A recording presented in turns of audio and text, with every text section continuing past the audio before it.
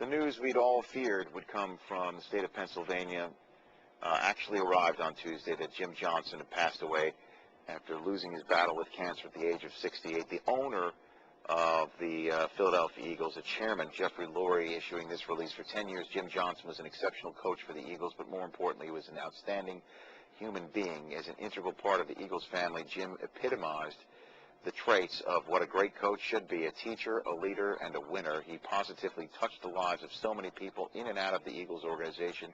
It was easy to feel close to him. Our hearts go out to his wife, Vicki, and his wonderful family. We will miss him greatly. Mike Lombardi, your thoughts when you hear the name Jim Johnson? You know, I thought Jeffrey Lurie summed it up perfectly. You know, a coach is a great leader, and I think that Jim Johnson demonstrated his unique ability to lead that Philadelphia Eagle defense, and he was as much responsible, and certainly Andy Reid being the head coach, of restoring the Philadelphia Eagles football foundation back to where it once was, back in the early 60s when they won the championship. And I think Jim Johnson will always be remembered in Philadelphia as one of the great coaches. And I see leader as in leader of men. A man who, when you look at the conduct of Dawkins and some of the other players and even the coaches, all of these guys conducting themselves, you could kind of see the residue of the stoic Jim Johnson on those guys, and just what a class individual, and the players he had. I mean, you didn't hear about Eagles players, particularly on the defensive side of the ball, having issues and things of that nature, as, all people do.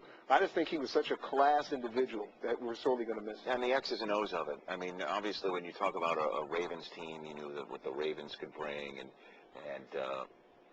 but for Jim Johnson's team, I mean, what specifically did he do? What wrinkles did he add, Mike, that was so unique to him? He kept a lot of offensive coaches up late Monday and Tuesday nights because he had a unique package of how he attacked you with his blitzes. And those blitzes have obviously been talked about whenever you play Philadelphia, and his uniqueness to draw those blitzes and how he would attack you and how he developed his own system when he got to Philadelphia. You know, he had been a career assistant, and he got to Philly, got a defensive coordinator job there, and he just really grew with the job, and he really made that Eagle defense and branded it, actually, to what it is today. And to add to that, I think one of the best in-game adjustment defensive coordinators. Play calling. Everyone always talk about absolutely. That. A guy who can, because a lot of times when you think about players and they get into a rhythm of what they're going to do when the plays are put together and the game plan is put together, you kind of know what you're going to do. Yeah.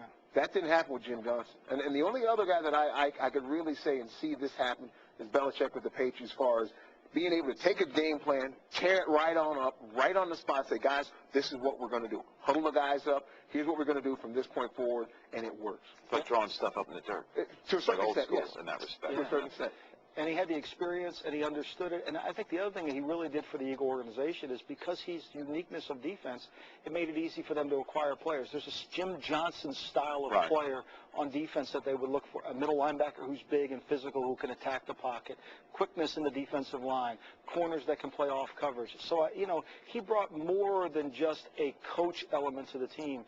He was an inspiration, and he inspired the players. Yeah, and scheming, too. When you think about covering holes. Every team in the league has holes on their defense, and offense for that matter. You have weak points. And what he was able to do is cover for, because think about all the years he really didn't have the frontline linebackers that you would really want. So what does he do? He covers up for that. He brings that big linebacker, number 20, Dawkins, down in that box, who establishes the identity there. And he did different things, moved Dawkins around. I mean, I was just always amazed at how he was able to, all of a sudden now the defensive line not getting the pressure that it needs. So now I got to dial up a blitz. And so all of those things were. If you think about it, it's sort of interesting. I mean, the guy's a quarterback at Missouri in college and a tight end with the Bills. And we're sitting here talking about what a genius defensive mind.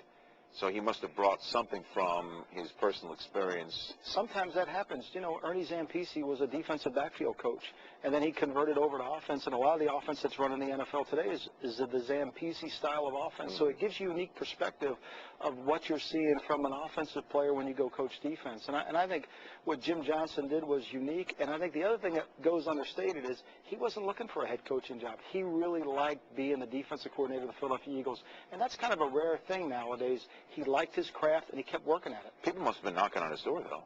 I mean, frequently, right? I mean, everybody always wants to pick the hot defensive I coordinator. think once they figured out that he was content, you didn't see that happening. Mhm. You know, I mean, much like you saw with Lane Kiffin to a certain extent down there in Tampa Bay. Or Monty Kiffin. Monty Kiffin, excuse me, down in Tampa Bay. Just a guy. But who- even someone knocked on his door one year for the Niners, and he was. But it was a coordinating. I thought it was more of a coordinating scenario. This was the bottom line is he stayed put, and He liked his craft, and I always believe this: players only respect your intelligence, and can you make me better? And Jim Johnson's intelligence and how he made his players better was what. And that doesn't matter if you're 32, Josh McDaniel, or if you're 68, Jim Johnson coaching players. Players listen to who has the knowledge to make them better, and that's why guys like Tom Moore and Howard Mudd, great coaches, as they get older, players listen to them because they keep working at their craft. But they respect your walk too. They respect the man that you are too.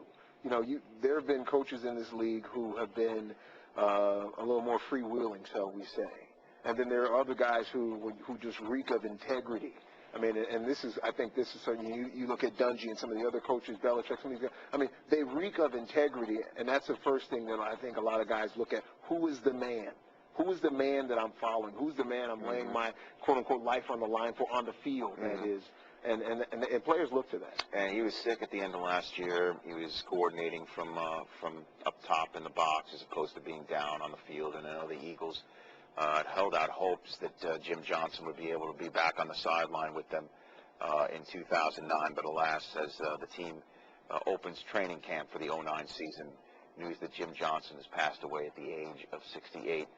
Our condolences to him and his family and, of course, the Eagles organization.